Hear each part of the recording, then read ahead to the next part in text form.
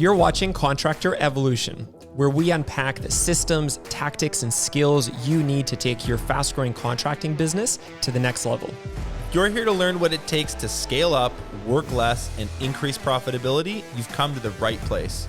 Stay tuned to learn what separates the new breed of contractor from the old school, and welcome to your ultimate guide on the business of contracting. Hey everybody, hope you're having an awesome day and welcome to another edition of Contractor Evolution. Benji and I are here at the studio. Hey guys, so today we are doing a Q&A episode. We get submitted hundreds of questions every year. We try to answer all of them, but there's often a bit of an overflow list. And so for today's episode, we've combed through the list. We've picked the questions that seem to come up a lot. Like these are consistent themes. These are pain points that a lot of contractors are struggling with. And we know that because they're being asked so many different times. And so we've just put a couple thoughts to each, and we've got 10 questions, 10 answers. Here's the first one. Awesome. So, Igor, this one's from Greg Price, owner of Tightline Quality Painting in Sun River, Oregon. What is the number one key to building your best team, and what do you look for when you hire? Yeah, it's a great question here coming from Greg. So I'll say the number one thing for me is I'm looking for people that can and want to take more and more responsibility. And I'll tell you kind of my mind frame on this.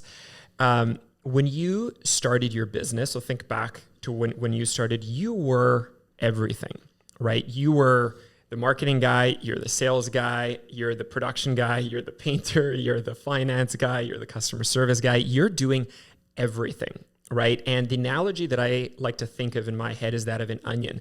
At the beginning, you're that whole onion. And what you're really doing over time is you're peeling away parts of this thing, right? And I remember it very well. This is, 3 different companies that I've built over time. And I'm always the whole thing at the beginning. And really what happens is I'm almost like taking away parts of myself and my role and giving it to people. So at the beginning, you take the one big piece off the onion, right? When you hire your first employees. So if you're doing everything, now someone else is doing whatever, a half or a third or a quarter, whatever it might be. And over time, then you take a bit of that person's role and then you take a bit more off yourself. And all of a sudden, as you build out a team and everyone gets more and more focused on what they do, everyone has a smaller chunk of that onion, but is better and better at doing it. And so with that, what you need are people that want to take that responsibility, would love to take that responsibility, and also have the ability and the skill to do so. So that I would say is the single biggest thing. People that can take real responsibility rather than just taking direction and getting menial stuff done, because you need to peel away that onion. You're no longer the whole thing, and everything just gets more and more specialized as you grow. So that's the single biggest thing that I look for. Right. For me, I would just say, don't forget how important it is to have people you enjoy spending time with on your team. Totally. We talk a lot about like interviewing and skills and personality profiles, and there's a huge amount of value to all of that stuff. Having sort of a scientific, analytical approach to understanding people and then putting them into the right role. So I don't want to throw the baby out with the bathwater here, but like you do need to want to hang out with them. 100%. So business is hard and it's like a lot of hours. If you're slogging it out next to people who you have no rapport with, who you can't crack a joke with, who you have nothing in common with, like business is already exhausting as it is. That's another layer of something that tires you out. So don't forget that. We always have this, we throw this term around in Breakthrough Academy, like it's the beer and barbecue test. Like if you wouldn't want to get a beer or have them over to a barbecue, like you are not going to want to work with them for very long. So that's something to not lose sight of when you're trying to build a team. You want to gel, you want to have chemistry. So super, super critical. Yeah, totally. And you got to enjoy hanging out with them, right? But there's also the team, hence the beer and barbecue test. They need to enjoy hanging out with each other also. Yeah, that term I first heard from Brian Scudamore, the founder of 1-800-GOT-JUNK, and that's kind of what he talks about, like would you love to go hang out with them for a beer or many at a bar and on a team barbecue? Would they gel with your team? So you're totally right. It's got to be both of those things. Cool. Okay. Question 2 is from Vadim. Vadim is the co-owner of Grime Fighters. They're a window cleaning contractor in Vancouver, BC. Kind of a timely question with where we're at in the world right now. What ways are you looking to hedge the economic risk of your company? Yeah, so I'll give you my take on this one first. I think that, so as a business owner, especially as you say in this time, one thing you got to be hyper aware of is you have serious responsibility on your shoulders here. You've got employees with lives, with mortgages, with families. It is not cool to be running with blinders on. Yeah. It's not cool to run your organization without a really acute understanding of the what ifs. Right? That doesn't fly. So some of the things that are absolute musts in my world, I'll give you a few. You need to every year be modeling different financial scenarios. So we talk about building a budget, cash flow forecasts, financial trending, all this kind of stuff. It's not enough just to build one budget and projection for the year. You have a responsibility to your people to be looking at different financial scenarios and what happens if economically things don't pan out the way that you think. So what happens if your lead flow very abruptly drops by 50%? What happens if your closing ratio from estimates to close jobs very quickly drops by 15 or 20%? What happens if you have 10% of your book jobs all of a sudden back out, or 30? Right? What does the business model look like? What is the whole, what is the sales plan, the production plan, and the financial implications of it? What happens in there? Who are you retaining? Who are you not? Where are you cutting budgets from? What budgets are you keeping? And how do you maintain your core group of people and your promises to them, especially when they have families, mortgages, all this kind of stuff. So that's the first thing I'd say. If you're not doing that, you need to look at yourself and think about the responsibility that you really have on your shoulders with the team that you've built. So it's not just like a scenario. We're going to write the budget that I'd love to see happen. Totally. Like there's A scenario, B scenario, C scenario, maybe all the way to F scenario. Like you're fully prepared for best to worst, and you've game planned at least a little bit for what you would do in all of those situations. Yeah. Last year was a really good example. Look, I've spent, I don't even know how many hours, at least 10, 20, 30 hours. I remember in that Q2 going through each of those scenarios of what that looks like, again, because you're playing with your KPIs in your business, like your lead flow, your closing ratios on estimates, all this kind of stuff. And then looking at what does this mean for revenue? And if revenue was to drop by each of those functions, what would you do to keep the business afloat and to keep your core people employed? So that's one key piece. The other key piece that I don't think a lot of business owners have super mind is how much free capital do you have? So I use this example of what's called a war chest. It's going to depend on the size of your business. You need to have free cash. And I mean like not invested, not tied up, just straight free cash sitting. And from an owner's draw perspective, you shouldn't be taking owner's draws until that war chest is filled up. So I'd say if you're running a $3 million painting business, you should have at least $300,000 in free cash plus open LOCs, line of credits that are available, and I mean unused, sitting open available just for worst case scenarios. Okay, cool. So war chest, A scenarios, B scenarios, F scenarios, that's what you would do to sort of hedge any doubtful economic situation. Yeah. Cool. Okay. Question number 3 from Charlie Bethel of Plus Construction here in Vancouver. So Charlie asks, when managing your mental health as a business owner, what strategies do you use to deal with the pressures and stress? Okay, I'm gonna take this one. First of all, thank you for asking. I think that this is a very real part of entrepreneurship that probably doesn't get talked about quite enough. And I can kind of speak to a few things that I do when I'm in crisis mode or I'm having a bad quarter or a bad week, which is the reality of business, by the way. Like this, we talk about business as this fun, exciting, really amazing thing. I think it's full of ups and downs. I think YouTube and Instagram do kind of a bad job of making it seem a lot more fluffy and like this exciting adventure, which it is, but it's also like there's a lot of shit in the middle that you have to deal with and navigate. So if you want to achieve great things, there are dark places you go in the middle. Totally. Okay. So when you get to those dark places, here's some things that I do that have helped me. So when I'm having one of those weeks or one of those months, one thing I do a lot of, it's really simple. You're going to laugh. I just write more lists. So when you have cortisol levels that are spiked, your cognitive functioning isn't working as well as it would if you weren't stressed out. You tend to forget things more. You're slower to process information. Your memory's a little bit affected.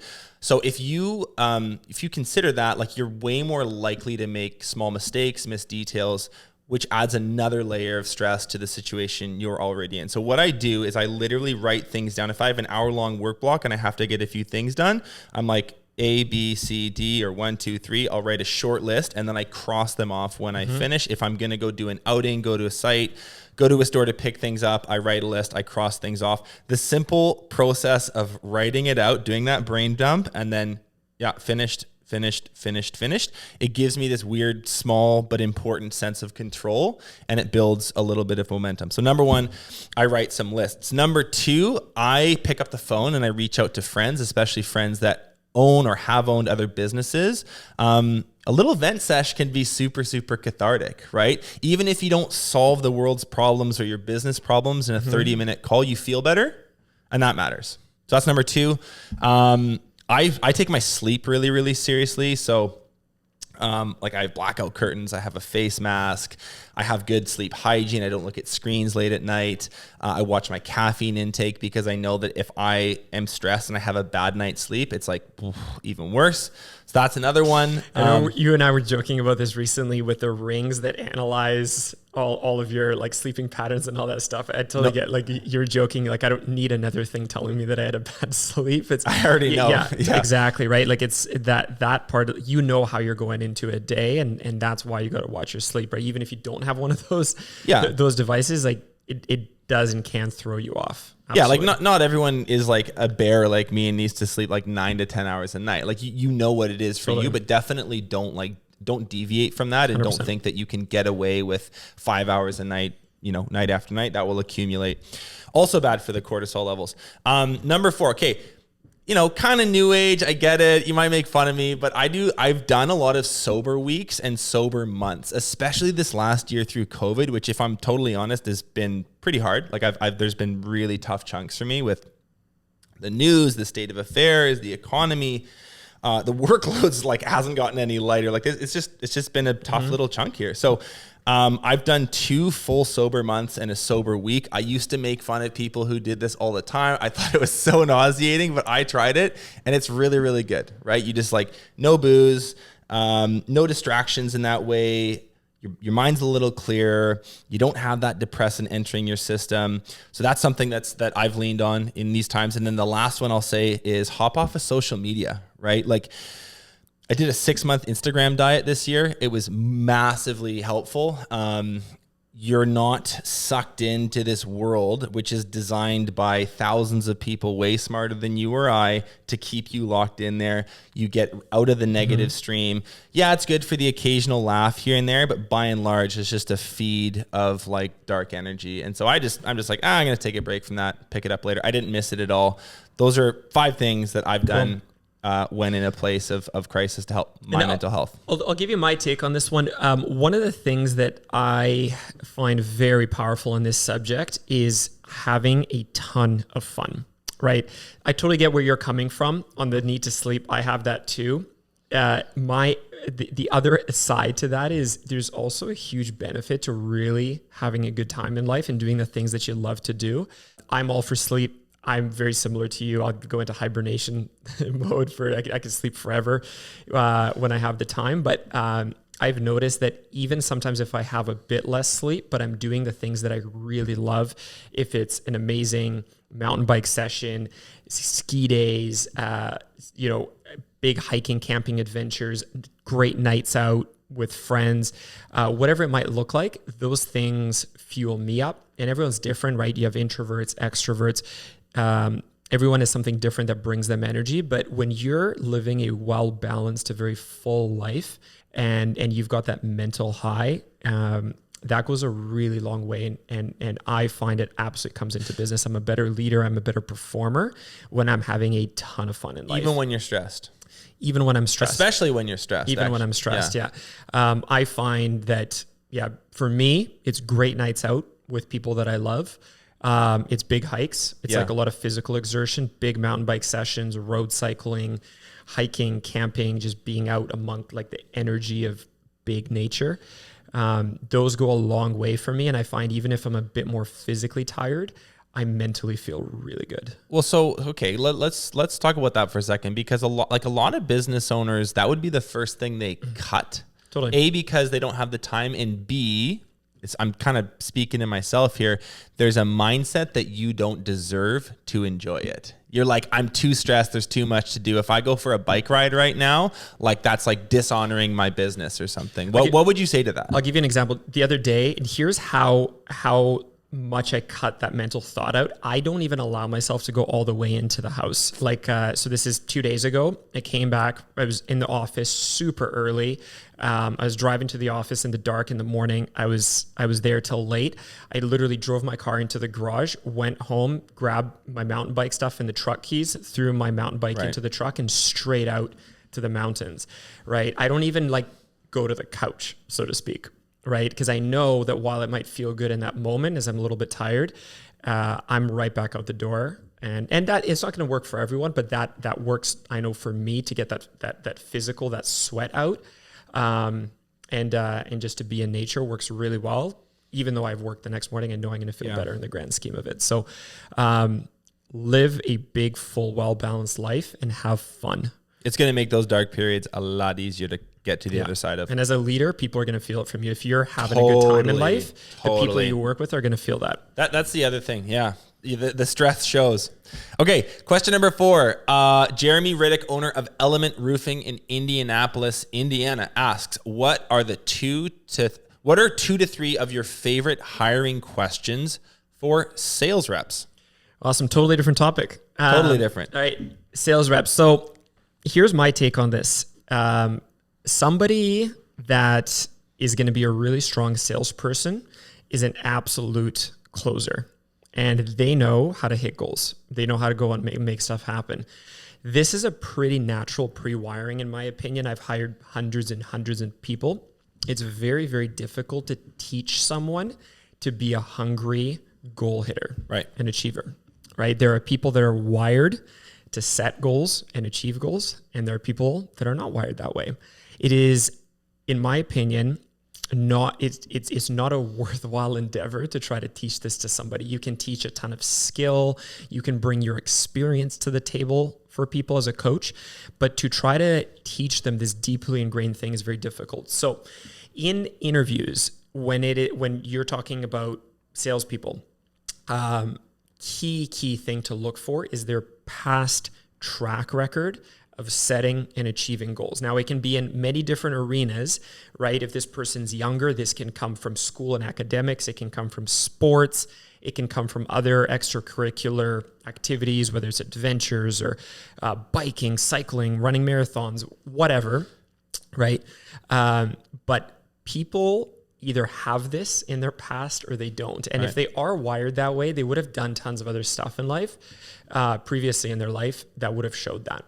And if they haven't, they haven't. So that's one big thing I interview for. I'm looking at their past track record of their natural mental pre-wiring of setting goals and achieving goals, and in between building a really good plan of how they're going to achieve it. So when you ask someone that maybe doesn't have this quality that you're looking for, you say, hey, can you tell me about a goal that you've set for yourself in the past year? They kind of go, oh, a goal. It'll scratch their head. It'll come out, right? But I'm very explicit with it, right? I'm saying so I want you to think about the last 5 years of your life. Yeah. Okay. And think about the many arenas of your life, your personal life, school, sports, work, just depending on their age, right? Mm-hmm.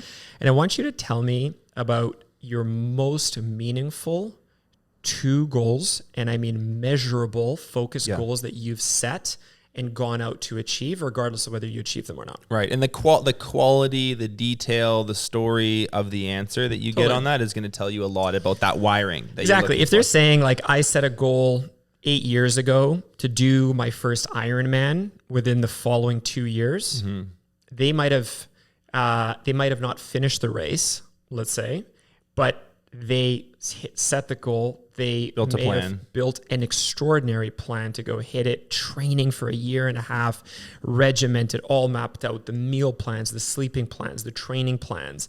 And let's say the day before the race, they got sick and they still went out and did it and weren't able to complete. That's still pretty high, what we call attainment, this natural desire to go and achieve and attain goals can still be there. Now often high attainment individuals, you'll find they do hit goals, but what matters way more is the fact that they naturally have a tendency to go set them and to create really good plans towards achieving. So nobody wants to babysit their sales guys or girls. You don't want to be pushing a wet noodle across the finish line every week. Hey, did you make your calls? Hey, did you where are the results? That's just exhausting. And I think that anyone that has managed salespeople, they'd be able to tell, there's such a clear distinction between people who have this trait and people who don't. Okay. So that's 100%. That's the attainment thing. Is there anything else that you would add to that? Yeah, I'll add in a second in there. As you know, sales is full of a lot of ups and downs. Right. It's a you roller have good coaster. weeks, bad weeks, good months, bad months. People who are not able to handle those up and downs aren't going to do well. Right. So one of the other markers that I really look for in someone's past is how well are they able to handle those transitions, those ups and downs. So how well do they stay in pursuit of that goal that we talked about and that natural ability to set and hit goals? Now, what's slightly different but related is how well do they stay in pursuit of that goal even through the ups and downs? So when things are not going the way that they want them, do they maintain focus on that goal and keep that perseverance to battle through? So what I'm really looking for in the track record of their life, and I'm not asking hypothetical future related questions, it's all about their past. I'm looking for scenarios and situations in their life, and everyone has them, when they've gone through significant obstacles and challenges. How well did they maintain focus? Right. Someone that does not have that trait, what does that look like to work with? So everything's great when they're going out to achieve stuff and things are moving forward. When things don't go to plan, Which is going to happen as a salesperson, guaranteed. Exactly. You will notice a massive oscillation in their energy levels, their engagement, their commitment, and their overall connection into the work. It can be high, but it can also be low. And as your business grows, you as a leader don't have as much time or mental bandwidth to manage other people's dips, large oscillations like that, right? I'd rather take someone that's maybe not as high of highs, but remains more consistent than someone that I cannot rely on and does this. Yeah. Okay. So those are two. So we got attainment, the wiring to set and hit goals. And then we have fundamental, which is someone's ability to stay in pursuit of obstacles, stay in pursuit of the goal despite obstacles or challenges. Totally. Those are two things that you look for. Okay. So I gave this some thought. I love this question. You need to be acutely aware of someone's sales instincts. Okay. There's a huge difference between someone who has worked in sales before and a tried and tested closer, as you say. Right. There's a huge difference. You, as a small business owner, you want the closers, right? In sales organizations, Pareto's principle is alive and well. Generally speaking, 80% of the revenue comes from about 20% of the sales team. We know this. You can see it in different industries, different sizes. You do not want one of those wet noodles. You want somebody who is a tried and tested closer, and you definitely don't want someone who isn't. It's a lot of work. So when if I was sitting down across from someone, there's a few things that I would be looking at in particular. Eye contact. Do they look at my face? I'd be looking for things like active listening skills.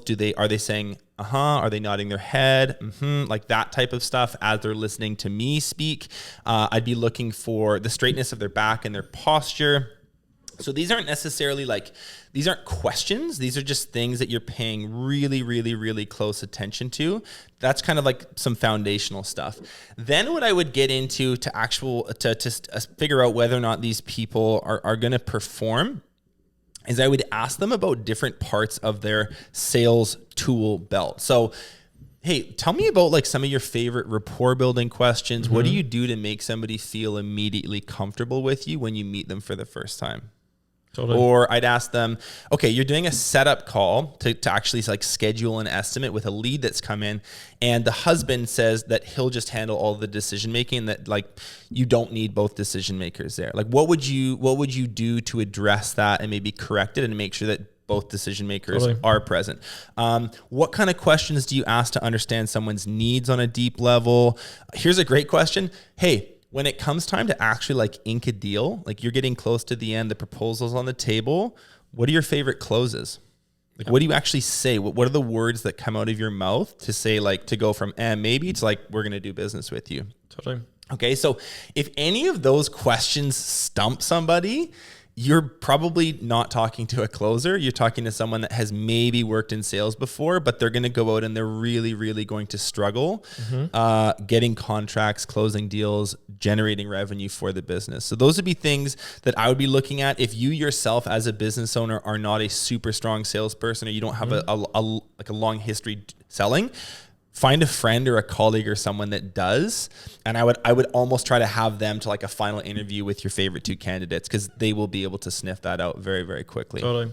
Yeah. These interviews with sales prospects to me are pretty interesting, because there's really, in my opinion, like I break out interviews into two totally different environments. In one environment, I'm very well prepared and I'm thinking very tactically as an interviewer, as I'm diving into their past and their track record. So some of these things I was talking about earlier.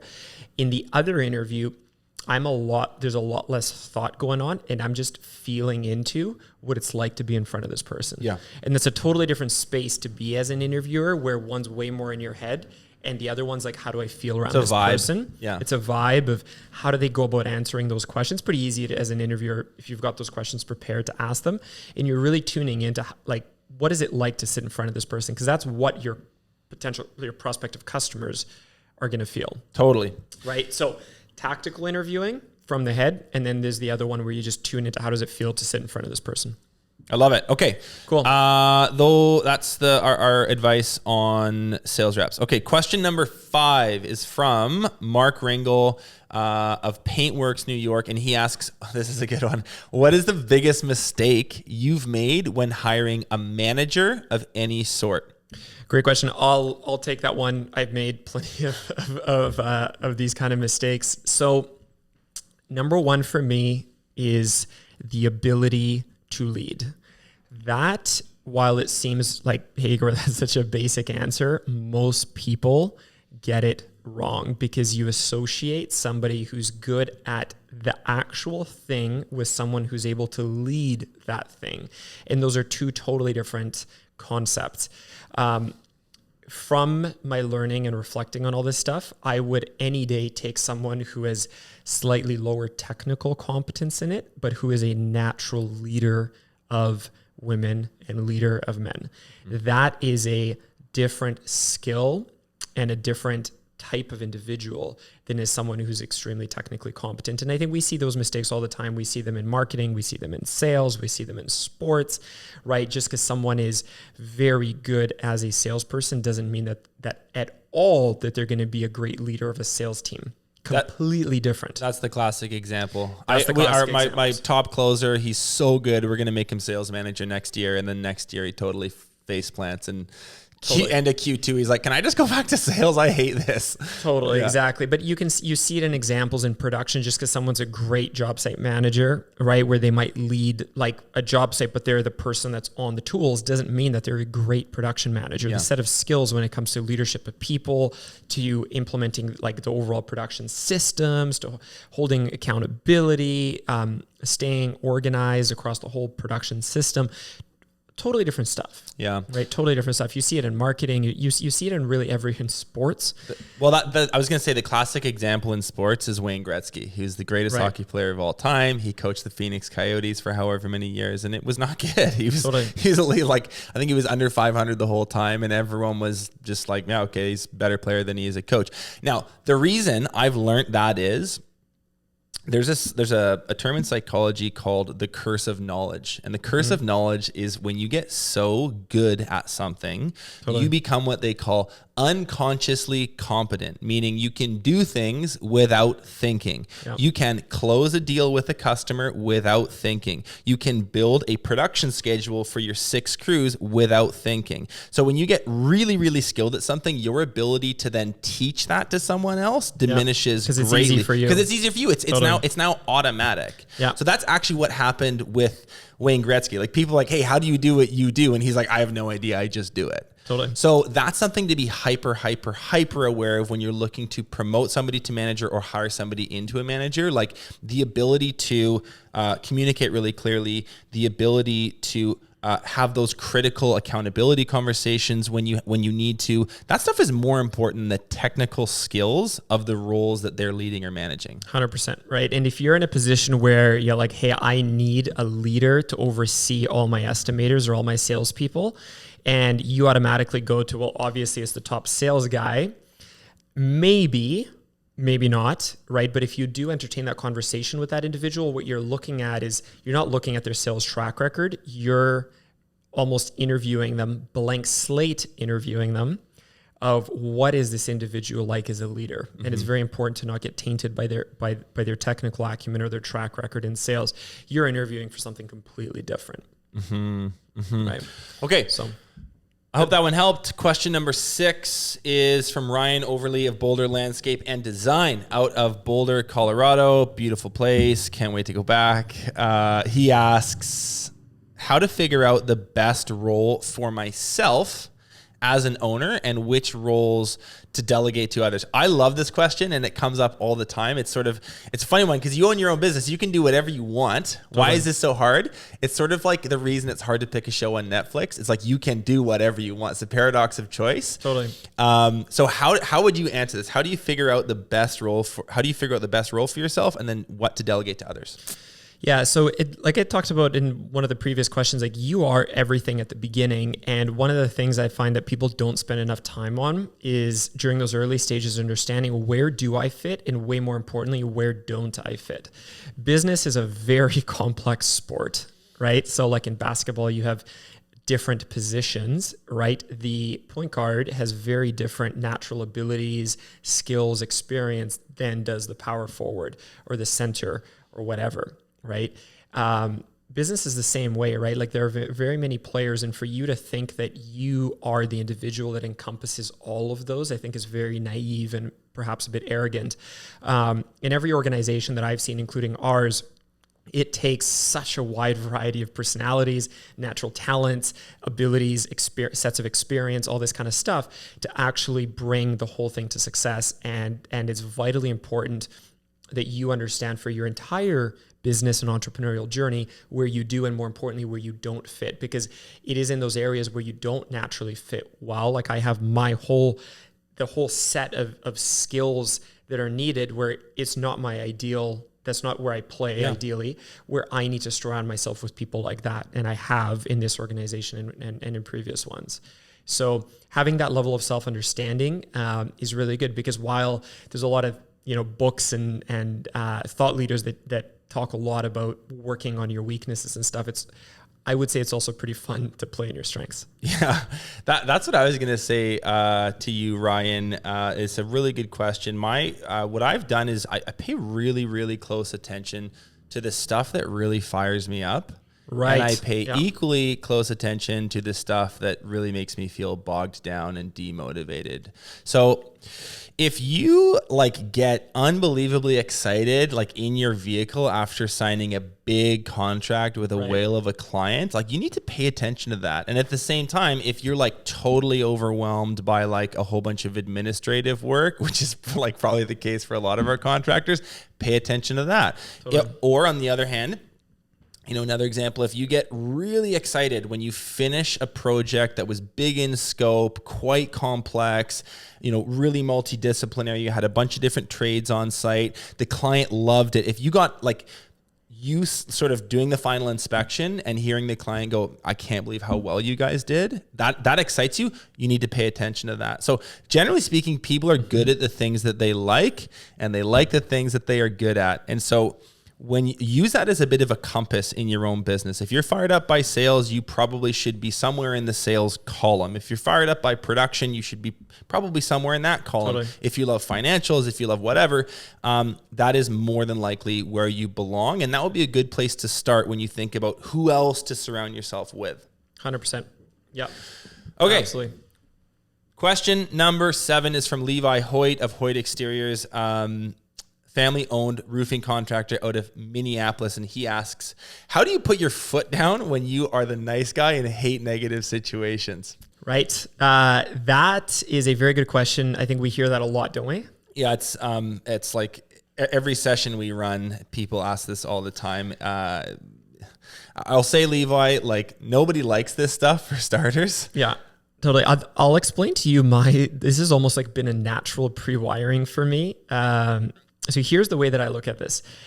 I get you love your business. I love mine too. I love them all, right? You create this like emotional attachment to it, right? It's your baby. It's your baby. I think the thing to realize is there's still other stuff that I think for almost all of you like to do more, right? You love your family. You love your experiences, whatever those are to you, the types of adventures you love.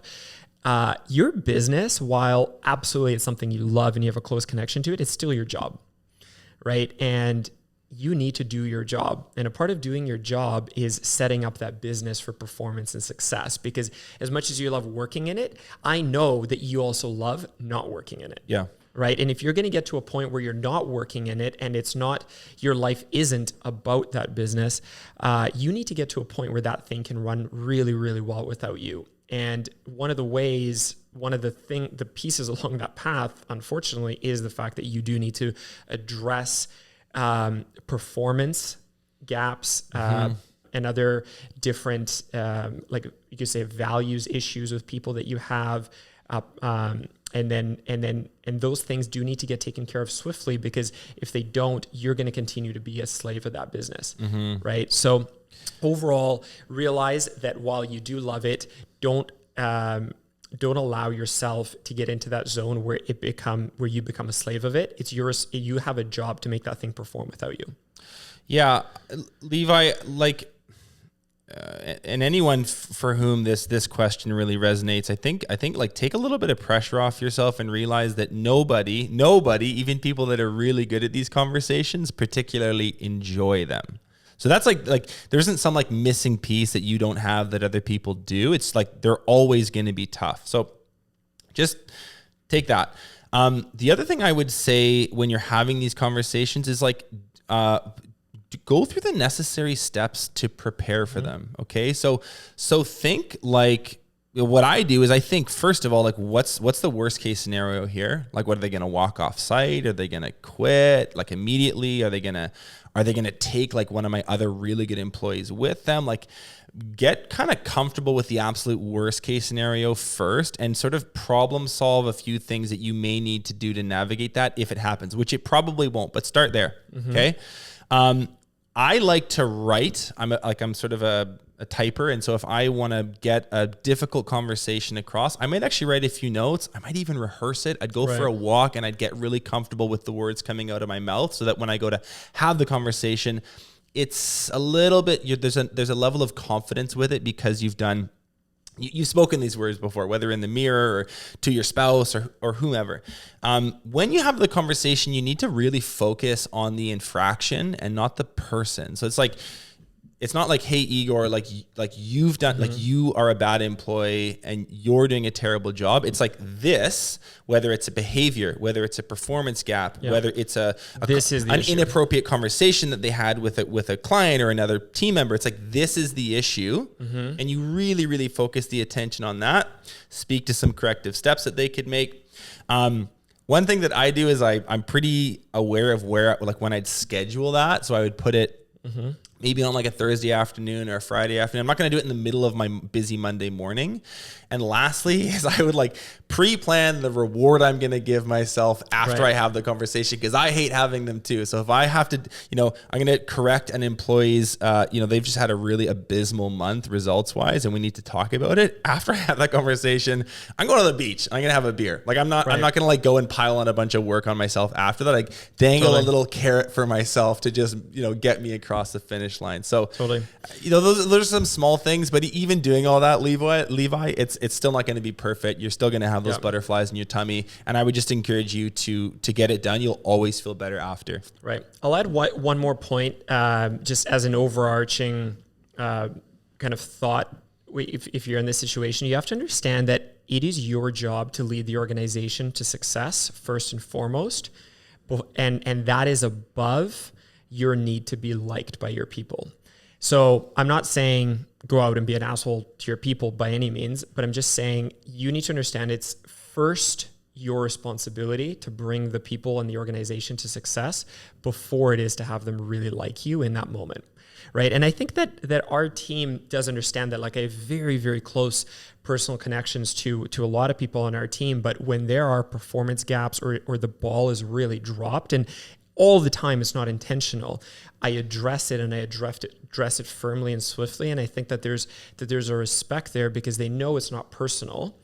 But in that moment, I don't care as much how much they like me in that very specific moment. I care about the fact that they want to get to success, and they know that we all want to get the organization to success. Mm-hmm. And that's your primary responsibility as a leader, is to foster that excellence more so than it is to be liked in that moment. Okay. Question number 8. This is another one that comes up all the time. Okay. So it's from Kevin Campopiano of Campo Roofing in Cleveland, Ohio. Go Browns. His question is, at what point do you cut ties with an employee? When do you know when to continue nursing an employee? Right. And when do you know when to start searching for a new one? Here are 2 things that come to mind for me right away. I see it every time. Number 1, you look at your set of values that you deeply believe in as an organization, right? Your company's values, now assuming that you've thought well through them, and you can point to one or multiple of those values that you see consistently being crossed, right, by that individual. So now you've seen a track record. It's not just been a week. It's been months of the same kind of thing. And you can point to them and be like, we don't line up on this or on this and this, right? So you can see that. So think about your values and some of these people that you have a bit of a rub with. Can you point to one or some of those core values? So let's use an example, right? Like one of our core values is be real. Mm-hmm. If somebody was not real and they were fake and they were not transparent, and they did that again and again, either in how honest they were in their communications, or maybe covering things up, or just kind of being corny overall. How does it feel to work with them? Like, is there always some sort of show being put on? It's not real. Authentic. Yeah. It's not down to earth. It's not chill. It's not like how we talk right now. They're pretending something all the time. That's a value being crossed. That's a value, right? And it takes you some time to figure that out. But when you figure that out, hey, there's a consistent pattern with this individual of they don't relate to others in that down to earth, real, chill way, you feel that. Yeah. Right? So that's one, right? Can you point to one of your core values? And the other one is almost always other people in your team are going to feel it. Right. And this is one of the other reasons that I spend quite a bit of time with key people on our team in a pretty kind of personal, casual way. Because in those casual times, you will start to feel that from other people. It'll come up. And it'll come up from one person, then you'll start to feel it with another person. And I think if you've got a great team, they're not going to come out and just maybe sandbag a guy. Yeah. But when you're in a casual environment, you're just out for a hike, or you've got someone over for dinner at your house and you're just chatting, and that vibe will come out. Yeah. Small comments, perspectives, totally things they tell you if something happened that last week, like you'll sense you'll pick up a vibe. Right. So I would say those 2 things, line it up right against your core values. Do you feel a rub somewhere? Can you point it out? And then 2, really tune into what you're seeing from the team. If you see it multiple times, there's probably something there. They're the ultimate quality control. Totally. Yeah. So that's my thought. How about you? What are you thinking? So what I would say is just like my observation of this is that most entrepreneurs, 99 times out of 100, when someone gets let go, they get let go months after the moment when they probably could have been. Yeah. Like one time in 100, maybe somebody gets fired preemptively, and they maybe should have been nurtured a bit more. Very rarely though. Very rarely though. Usually we hum and haw about it for months, sometimes years, unfortunately. And so, you know, if you're at the point where you're like, oh, should I do this? Should I not? I'm not really sure. You're actually probably already past the point where you could have let this person go totally morally, totally ethically. Now, still go through the due diligence if you haven't, following some of the rules that you just said, but take some comfort in that. 99 times out of 100, it's actually, it takes much longer. It's much more dragged out than it needs to be. 100%. Okay. Awesome. Question 9 is from Adam Moss with Moss Roofing, another indie guy. He's from Indianapolis. And he asks, what tactics have you implemented to provide better work-life balance? Okay, I'm gonna start with this one. I have a few thoughts on it. I really like self-imposed rules. So I have like very strict black and white rules that I apply to myself, and sometimes they're hard to stick to, but over the long run, they lead to a better work-life balance. Okay, so here's a new one. Last year, I was pretty overwhelmed for like the last 6 months of the season, and one of the things I thought about and just sort of communicated with the team was like, I'm actually not naturally a morning person, and I no longer do anything client-facing before 8:30 in the morning. Right. Okay, like it's like don't schedule me for a sales call at 8. It's not on. Okay, so that's a good example. There could be the occasional time when someone's in Eastern and I'm in Pacific and he really wants to do it, you know, at that time, and I'm just like, no, we're gonna have to do it next week. Could I maybe fit in an extra sales meeting or an extra something per week? Yes, but is it worth my sense of balance? Week to week? No. So that's one thing I've implemented. I will work the occasional evening. I don't mind putting in a late shift. I won't work weekends. It's just like black and white. I don't do stuff on my Saturday afternoon. That's for like my passions, my family, my friends, my other stuff. That's a self-imposed rule. Yep. Again, really hard to stick to sometimes, especially when it's busy. Like, I'll just squeeze in a bit on Saturday. I don't do it. Okay. Another really small one. I know it's kind of goofy, but if I'm having a conversation, a lunch, a visit with someone that matters to me, my phone goes on airplane mode and it's face down on the table or it's in my bag. Like those are just like small little things that I've just said, no, I'm very, very black and white about this, and it helps. So think about what those might be for you. It's going to be different for every individual, but those self-imposed rules help a great deal. I'm also like really big on hyper rigorous priority management. Every 3 weeks, I will schedule out the month in front of me. Like, what are my goals this month? What are the tasks required to hit that? What's most urgent? What can I do later? And my block schedule is very, very dialed, both business and personal. So everything is in there. It's a huge, huge, huge help for my stress levels. I sleep better knowing that I just wake up each day going, this is what I'm doing at 8:30. This is what I'm doing at 11. This is what I'm doing at 5. I don't have to think about it. Yeah. Because I create time to think about it, and then I don't the rest of the time. Yeah. So those are a couple things I do. Simple stuff, but it's helped me a great deal. Those are some good points. One of the things that you and I think see in a very similar way is the importance of living a very full life with many different passions and investing in those passions. What kind of stuff are you doing to really invest in your life and enjoyment other than the business? I ride my motorcycle in the summer. I make sure I ski a minimum of 20 days in the winter. I go for hikes. I go for runs. I do a lot of family time. Those are the things that literally go into my calendar. I go to my sister's riding lesson because I find it like really cathartic, and that's quality time for me. Like I'd say non-negotiable every Tuesday at 5. So like stuff like that is just as much a priority as like, you know, hey, we got to finish the slides for this webinar coming up next week. Totally. Yeah. I think about it like the concept of investing, right? Like you invest a lot of time and energy and everything else into your business. You got to get to a point where you're excited to invest into other stuff, right? Whether it's your ability to ride, to ski, to whatever, right? Like these are all investments you make, and life becomes a lot more fun and well-rounded when you do invest into all these other things. Yeah. that you really do enjoy doing, right? That's kind of the way that I look at it. When I'm out riding my mountain bike, I'm investing into that sport, into my game there, just like I do, for 8 hours or 10 hours a day when I'm investing into the business. This is a question about work-life balance, and to sort of put this, look at it from the other perspective, like business owners, guys and girls that are super one-dimensional. Like they're just like their businesses, their life, their identity. It's people their family. are not going to love working with you. They're not going to love working with you, and you're not going to be able to do it for that long. Like we've talked about this on other episodes. You need those things that fill you up. You need that stuff to make it to the finish line. So if you're just like live and breathe, your whole life is your company.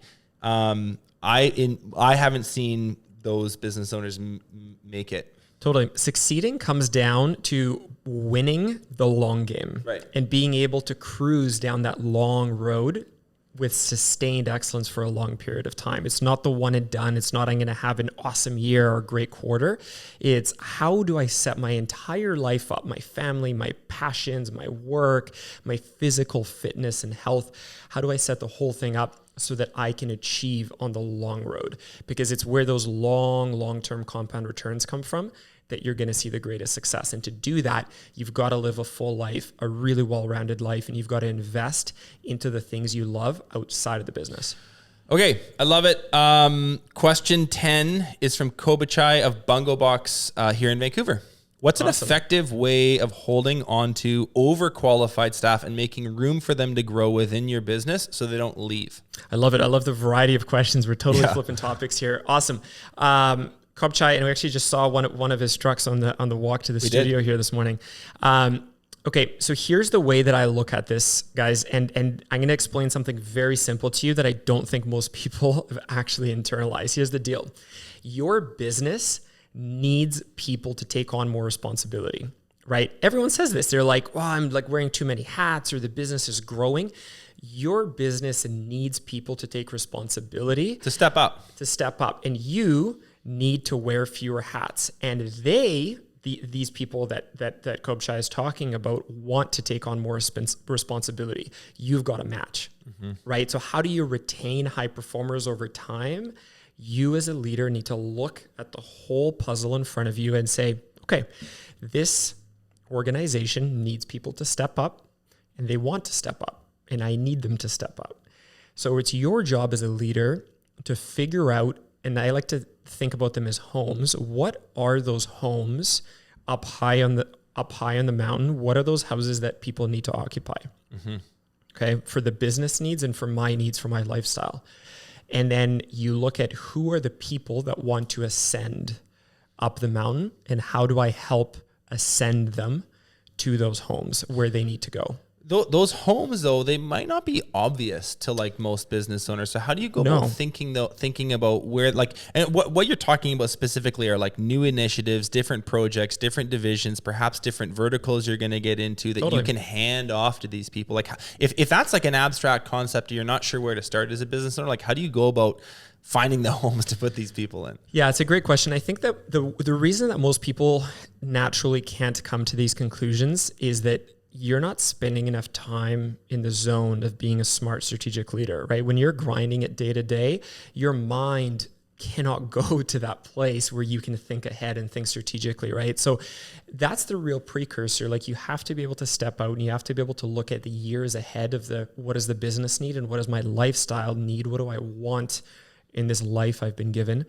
And what do I want to go create? And that's where you get those answers, right? So some examples, if you're running production and sales and office management, those are homes that a real high performer needs to take each one of those and own. And they really need to own it. Someone needs to own production. Someone needs to own sales. Someone needs to own marketing. Someone needs to own all the office functions, right? Are there other verticals eventually that you're going to get into? Are there other cities and other geographical expansions you're going to get into?